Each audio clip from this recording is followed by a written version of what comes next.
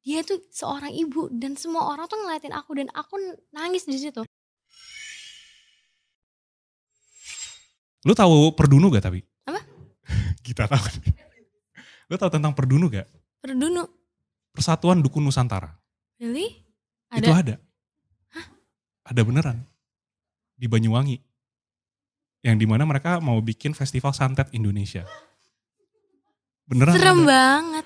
Tapi itu tau udah lama Iya. kan? Udah lama. Baru dibikin pas kita syuting Afgan ya waktu itu ya. Oh my god, baru banget. Baru Februari nggak salah waktu itu kita syuting Oh my Afgan god, ya. males banget. Iya. Jadi tujuannya asosiasi ini dibentuk supaya bisa sertifikasi dukun. Quote gitu. Dukun masa sertifikat? Ya kucing aku aja punya sertifikat, masa mau disama-samain sama kucing sih? Jangan santet aku ya. Jangan santet aku ya. Jangan santet aku ya. Aku baik kok. Aku gak ada niat ngomong kayak gitu. Sorry dukun. Risiko saya tidak tanggung. Jangan dukun. Jangan santet saya. Saya mau berkarir doang dong. Please dong dipermudah ya. Tolong ya. Perdunu silakan. Collab maksudnya. Collab sama kakak aja ya? Iya, podcast bareng nanti. Iya. Dan jangan santet saya ya Iya, please. nanti gue bisa bantuin ini kok Festival Santet Nusantara, Festival Santet Indonesia kita bantu promo. Dan Banyuwangi, of course. Banyuwangi bagus loh tapi loh. Iya. Pantai-pantainya terus wisatanya keren. Tapi dukunnya enggak kan? Jangan santet aku lagi ya. Takut banget, khawatir banget sumpah. Bukan gue yang ngomong. Enggak. Ya Allah tolong lindungi saya. Doa langsung loh. Oke, ganti topik sebelum kita disantet. Aduh. Lanjut. Lanjut curhatan lagi ya. Ini lumayan panjang nih curhatannya tentang cinta. Oke. Pernah pacaran dari SMA sampai 6 tahun lebih. Wah lama nih. Dan sudah mau mengajak ke jenjang serius. Ternyata akhir penghujung 2020 dia mengajak putus hanya lewat chat karena hal kecil. Hanya berselang 3 hari, dia dekat dengan laki-laki yang dekat dengan rumahnya tetangga, dekat dengan tetangganya. Beberapa hari putus, saya masih mempertahankan supaya bisa balikan.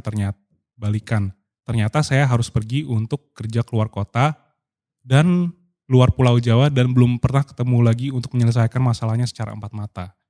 Singkat cerita, awal Januari 2021 dia dilamar dan Februari kemarin dia menikah. Dengan waktu yang cepat juga saya dikasih waktu untuk datang ke nikahannya dan pertemuan terakhirnya meski saya tidak diundang. Faktanya saya diselingkuhin selama pacaran dan nyatanya saya dituduh menyakitin dia selama ini dan dituduh playing victim. Terima kasih mantan. Gimana cara saya move on? Oh my god. Emang ada cerita orang-orang sesedih itu tuh ada ya? Banyak sih. Banyak ya? Ini sebenarnya ada ratusan yang masukin cerita kayak gitu banyak. Tapi ini yang maksud dia tuh cewek kan? Iya dia tuh cewek. Agak khawatir aja. Kayaknya ya, dia gak bilang sih dia cewek atau enggak. Iya kan? Ya anggaplah, maybe dia cewek. Ya? Karena pasangannya laki-laki. Maybe. Oke, so gimana cara bisa move on? Sebenarnya kalau aku bilang sih, kita nggak bisa ya langsung kayak ngasih advice, langsung kayak udah move on aja. Karena mungkin logika kita tuh pada saat yang kayak gitu tuh logika sama hati tuh nggak akan bisa nyatu kan. Betul. Jadi kalau aku bilang sih coba give yourself a time dulu, coba lakuin hal-hal yang baik, accept faktanya, dan selama kakak tidak melakukan hal yang menyakiti orang lain, kakak gak akan disakitin balik sih. Jadi kalau misalkan pun tersakiti, udah baik aja. Karena somebody yang mungkin lebih baik daripada si dia tersebut itu akan datang pada waktunya aja. Tapi kakak coba jangan ngelakuin hal-hal yang kayak bentuknya tuh dendam atau nyumpahin yang gak bener-bener, yang gak bener. Jadi kalau aku bilang sih udah baik aja, terima faktanya. Emang susah banget. Tapi pasti percaya aja kalau misalkan selama kakak baik, gak ngelakuin apa-apa tuh pasti akan sesuatu yang lebih baik lagi tuh pasti akan datang.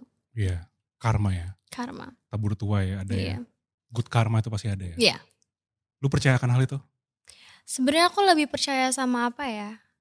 Aku gak percaya sama kayak hal-hal kayak gitu. Cuman kalau aku bilang emang kenyataannya tuh hal-hal kayak gitu tuh ada, dan selama kita menjadi orang yang baik itu pasti kita akan mendapatkan yang baik, dan selama kita menjadi orang yang buruk akan terus mendapatkan yang buruk, right? The golden rule. Dan Allah atau Tuhan tuh nggak bakal ngasih kita tuh sesuatu yang nggak adil. Nggak mungkin kalian buruk dikasih yang baik, nggak mungkin kalian baik dikasih yang buruk, ya kan? Yes. Mungkin yang buruk ini sempat datang untuk jadi pelajaran doang, which is niatnya sebenarnya baik, ya kan? Sebenarnya tuh bagus, tapi ya gimana cara kita terimanya aja lah, accept-nya gitu. Itu sih kalau dari aku. Bener sih. Treat others the way you wanna be treated. Yeah. Itu the golden rule ya. Yeah.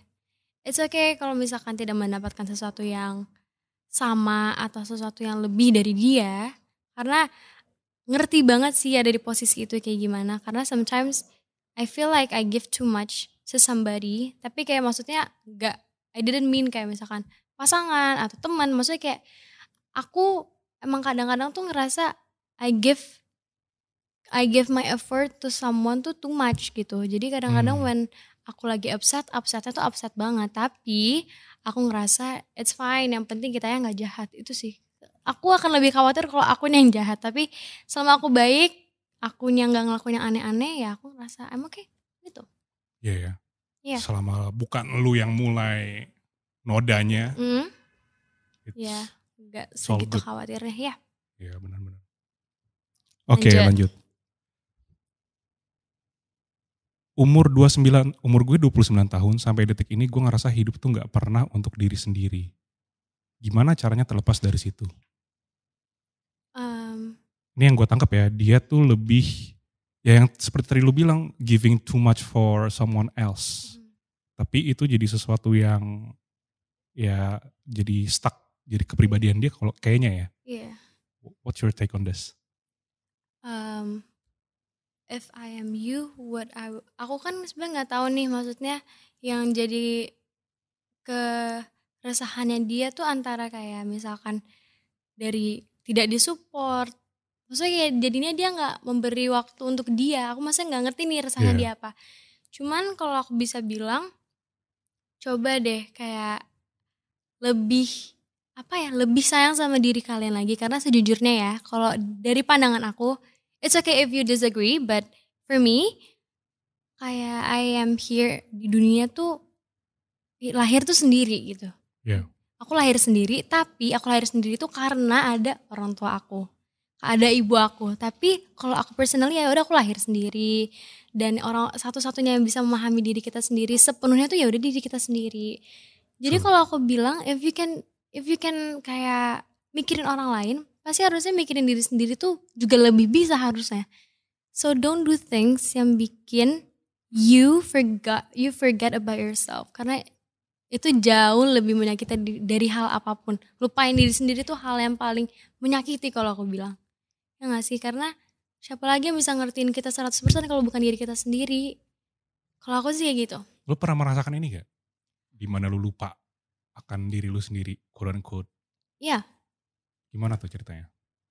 Kayak mungkin karena dari kecil, ya tadi aku bilang berkarir segala macam. Dan sebagai somebody itu kan kita harus mau untuk terus to put on a smile, 24/7. Kalau kita lagi jalan, terus, tapi aku ngerasa kayak kita as somebody, kita juga berhak kalau misalkan we're not feeling like, sorry aku lagi gak mau foto ya, sorry banget ya, atau enggak, aku tuh paling gak suka kalau misalkan aku makan, terus ada yang foto dari jauh di post. Itu tuh aku ngerasa kayak privasinya di abuse abis-abisan. Yeah, that's part of my privacy. Aku didatengin ke rumah. Can you imagine? Ada orang datang ke rumah aku. Terus aku tuh sering banget Kak, dari umur aku 10 tahun sempet banget ngerasain yang namanya, gimana sih kalau anak kecil nyanyi nih di trampoline park.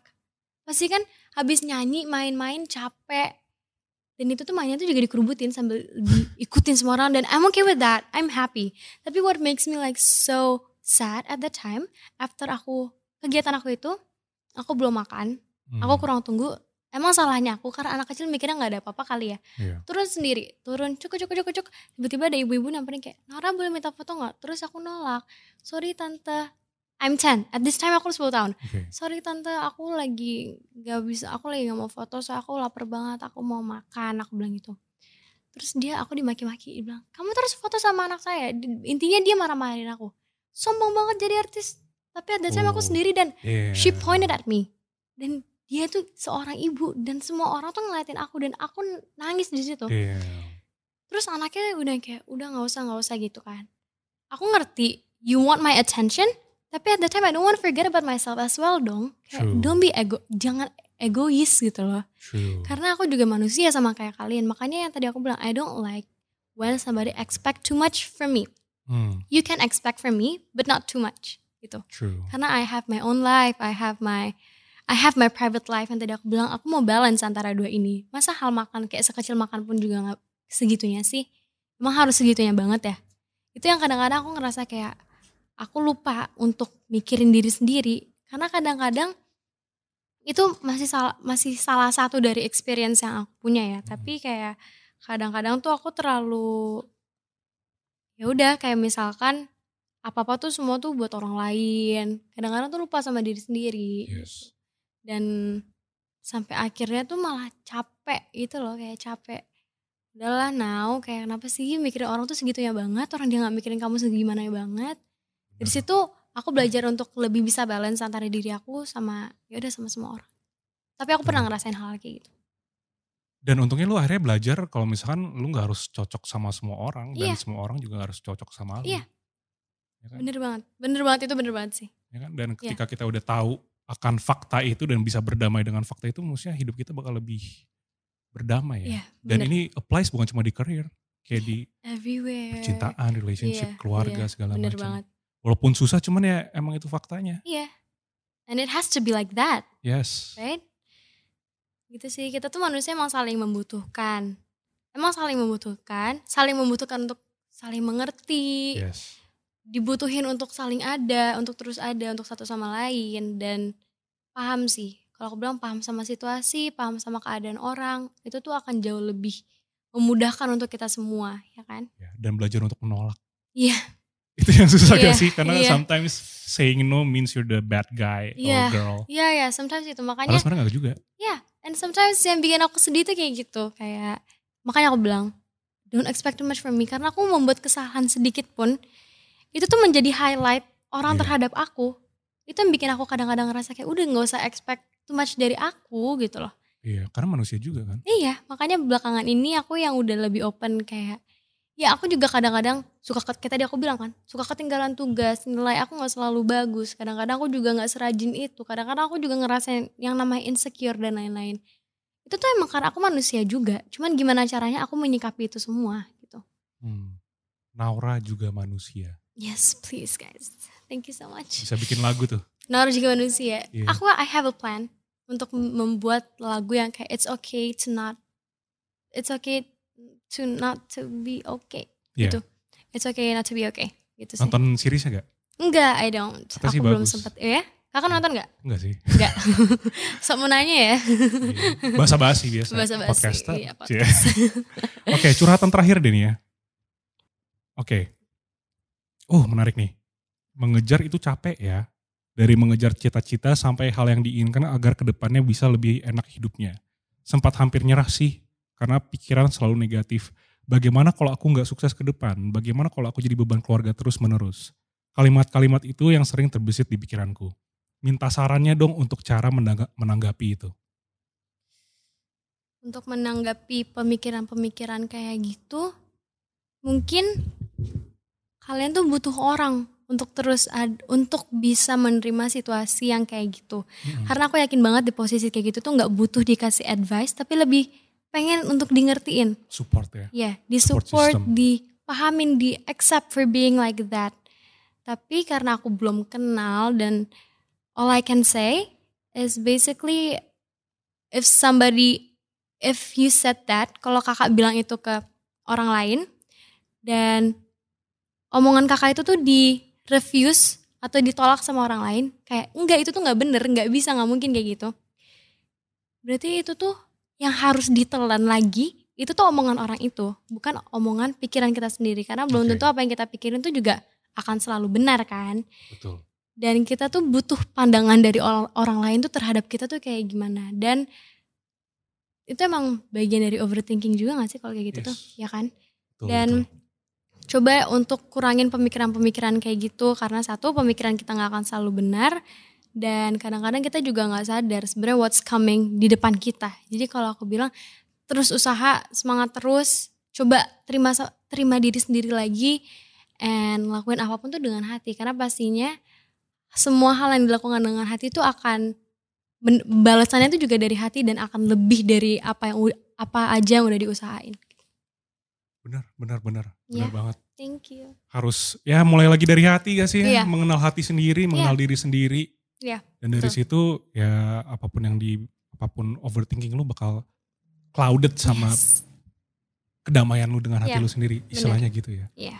Karena kalau enggak siapa lagi? Iya. It's gotta be you and yourself. Iya. Walaupun harus ya sama support system juga lah. Iya, support system. Iya.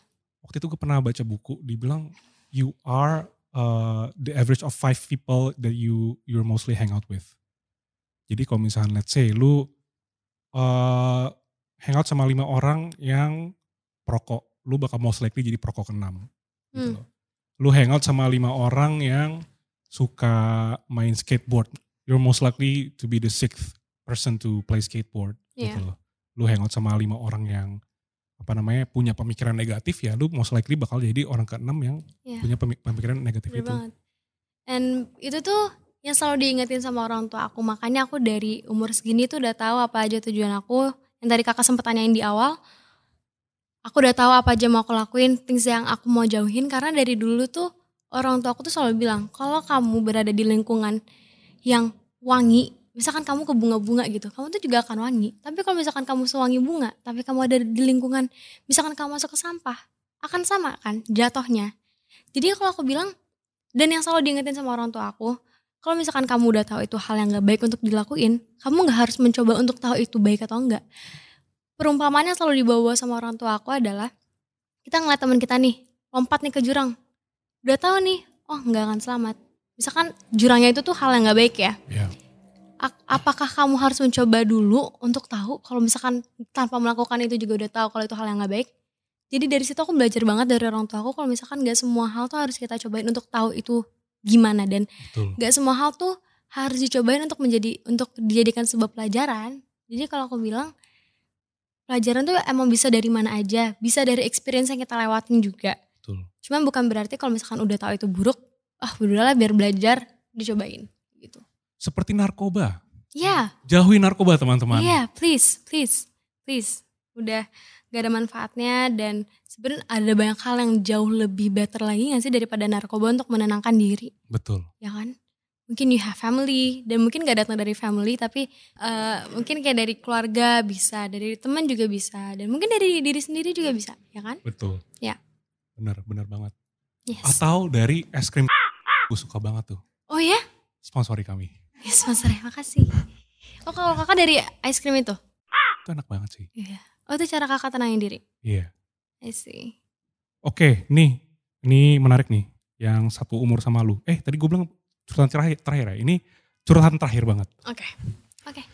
Masih ada ternyata satu. Oke.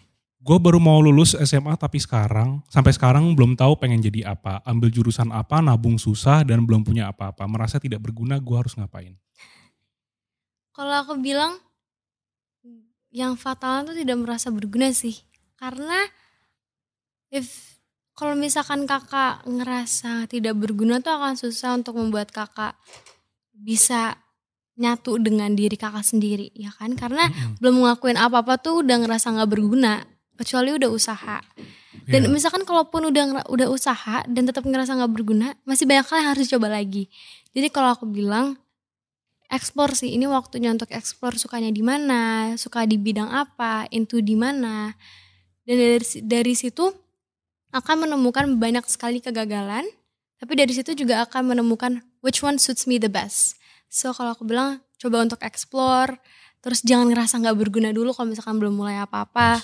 Dan ya udah, semuanya tuh dikasih timeline, kayak misalkan aku mau explore dari bulan ini sampai segini, biar semua tuh tertata, jadi juga nggak kebablasan explore doang terus malah kuliahnya jadi telat gitu, ya kan? Kalau aku sih bilangnya kayak gitu. Kecuali narkoba.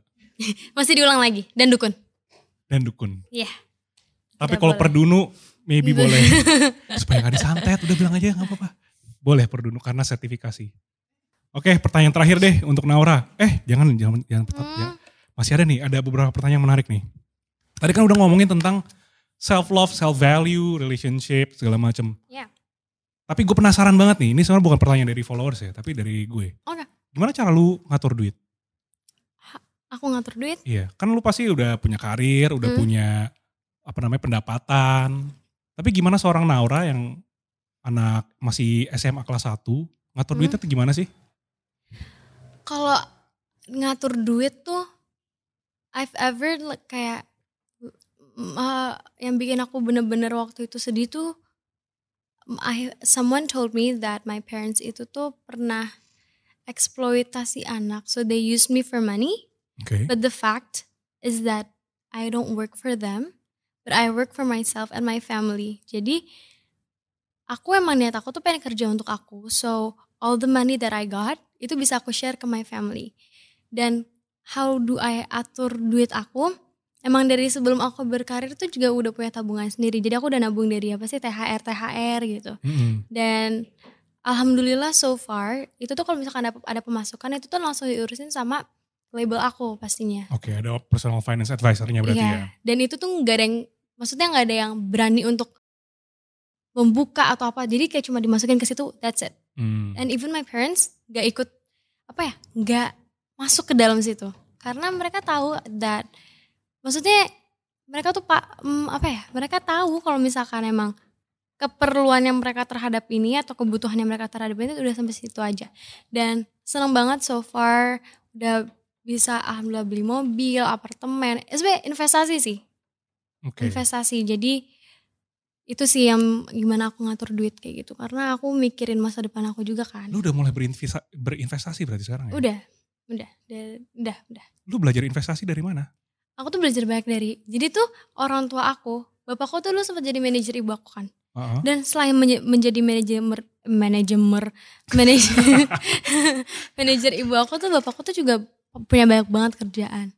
Tapi dari dia aku belajar gimana sih caranya ngelobi orang, gimana menyikapi sebuah kegagalan. Karena kadang-kadang papaku tuh kan emang deket banget. Jadi kadang-kadang kalau papaku having a bad day dan lain-lain, itu tuh dia pun curhat sama anak-anaknya. Sama kayak ibu aku, dia juga kadang-kadang curhat sama anak-anaknya. Dan di situ aku belajar gimana papaku tuh sampai sekarang tuh masih terus kerja. Kegagalannya papaku tuh maksudnya hal-hal yang gak enak papaku dapetin tuh jauh lebih banyak daripada aku. Jadi aku ngerasa kalau papaku bisa kuat, pasti aku juga bisa. Sama seperti ibu aku. Jadi dari mereka berdua tuh banyak hal yang aku pelajarin. Kalau investasi itu dari mereka berdua. Mereka yang bantu aku dan aku yang minta kayak aku pengen deh gini. Terus nanti diajarin gitu. Gitu sih kalau aku. Buset dah, lu udah ngerti ini ya berarti investasi ya? Aku belajar ini tadi aku bilang belajar sampai ngobrol sama orang tua aku. Bagus tante. Bagus tante. Melek investasi dari masih remaja ya? Senang sih. Tapi menurut lu uang membuat lu bahagia atau enggak? Can money make you happy? Sebenarnya what can makes me happy is my family, friends, loved ones, and myself. Tapi I do need money so that I can I can go to Disneyland because I love Disney. Udah pernah ke Disneyland? Ya, tinggal si Shanghai sama Paris sama Hawaii. Oh, berarti udah LA, Hollywood, udah Singapura. Singapura nggak ada. Singapura itu Universal. Ya. Salah. Florida udah. Wah gila seru banget. Iya. Mantap. Tapi Disneyland makes you happy. So money makes you happy. Yeah, tapi mostly what makes me like so blessed and grateful is basically the person or the people that I have because they worth more than money. Betul. Karena percuma lu datang ke Disneyland tapi dengan orang-orang yang salah. Iya. Gak happy juga. Kan. Kesel juga pasti ujung-ujungnya kan. Bete. Jadi kalau aku bilang sih what makes me happy is basicnya nih, not money, but I do need money for a living. Yes, tapi pasti. Something yang bikin aku happy the most is my family, friends, and loved ones, and myself. Iya, tanpa mereka percuma duit punya banyak. Iya. Tapi hidup lu sendiri, sepi. Exactly. Karena kita kan binatang sosial ya, kita butuh butuh untuk bersosialisasi. Iya, betul banget. Ya, kalau aku sih gitu ya. Kalau kakak gimana? Menurut gue, can make you happy as long as you spend it on the right things and with the right person. Yeah, true. Itu kalau misalkan ya pokoknya dua faktor sih variabelnya ya. Iya. Siapa dan apa. Iya. Kalau misalkan dan nomor satunya tuh siapa sih menurut gue. Iya. Kalau misalkan salah orangnya to spend the money with ya. Udah. Sama aja gak sih kayak. Iya. Salah aja. Salah aja ya. Tergantung sebesar apapun duit lu udah salah aja. Iya salah. Gak bakal happy ujung-ujungnya. Karena sebesar apapun money yang kita punya tuh tidak bisa membalas kebaikan atau semua usaha orang tua yang udah orang tua kita kasih ke kita gak sih? Iya. Jadi as long as, and nyawa mereka tuh jauh lebih mahal dari apapun di dunia. Betul. Jadi dibayar juga gak bisa. Yeah, exactly. Jadi mereka yang bikin aku lebih bahagia kalau ketimbang uang ya, kayak gitu. Ada research namanya The Longest Research on Happiness. Dia bilang ini jadi risetnya udah di generasi turun lagi ke generasi 3 generasi kalau nggak salah. Correct me if I'm wrong. Tapi dibilang yang paling penting untuk manusia bisa mencapai happiness adalah connectivity. Connectivity itu antara lu dan orang. Dan ketika lu bisa feel connected in a good way, di mana lu bisa saling membantu satu sama lain, orang-orang ya lu bakal jadi happy. Yeah, true. That's right. Yeah. Uang itu perlu, tapi itu ya bukan faktor utama. Iya. Gitu. Oke, pertanyaan terakhir untuk menutup podcast ini. Really? Sudah so 1 jam. Sedih banget. Oke. Oke, terakhir ya. What are you most grateful for? Balik lagi, my family, my friends, my best friends, loved ones, and myself. And one thing that I'm grateful for again, itu my heart sih. Karena my heart and my, what do you call it, my mind. Yes. Karena without both of them, aku gak bisa, maksudnya aku akan berpikir jangka pendek dan aku akan menyesali semua keputusan aku. So what I'm grateful for is ini berdua sama my environment gitu. Betul. It's not about what you do, it's about who you do it with. Yes, exactly. Oke, Naura, silakan kasih tahu apa yang lu belakangan lagi kerjain ke audiens kita, ke para budak rupiah. Oke. Halo Budak Rupiah, sebelumnya terima kasih sudah nonton video ini. Aku Naura Ayub, juga pengen bilang terima kasih banyak buat Volix, juga buat Kak Rifa udah ngundang aku. Thank you for having me. Semoga gak kapok dan gak bosen ya ngobrol sama aku. And ya, pesan aku sih buat semua Budak Rupiah, jangan lupa dengerin lagu aku, Kisah Kasih Sayang. Dan it means a lot to me karena ini adalah step pertama aku sebagai penyanyi remaja. Dan semoga semua tujuan baik aku bisa diterima dengan baik juga. Dan semoga obrolan kita hari ini bisa menjadi sebuah inspirasi atau notes, dan semoga semua curhatannya terjawab. Maaf kalau ada salah kata juga. Sukses terus buat Volix. Semoga Kak Rifat juga, dan sukses buat semuanya. Sukses untuk para budak rupiah semua, kalian cepat kaya. Bantu Volix jadi kaya. Jangan lupa like dan subscribe. Karena viewers Anda adalah AdSense kami. Asik. Tuh, dengerin guys. Dengerin. Dan gak semua tai itu buruk, tai bisa jadi pupuk. Terima kasih teman-teman. Thank you Naura, thank you semuanya. Thank you everyone. Halo Budak Rupiah, thank you for watching. Tonton juga program-program kita yang lainnya. Dan jangan lupa like, comment, subscribe. #bantu Volix jadi kaya. Jangan lupa juga follow Instagram dan TikTok kita @volix.media. Oh, satu lagi, gak semua tai itu buruk, tai bisa jadi pupuk.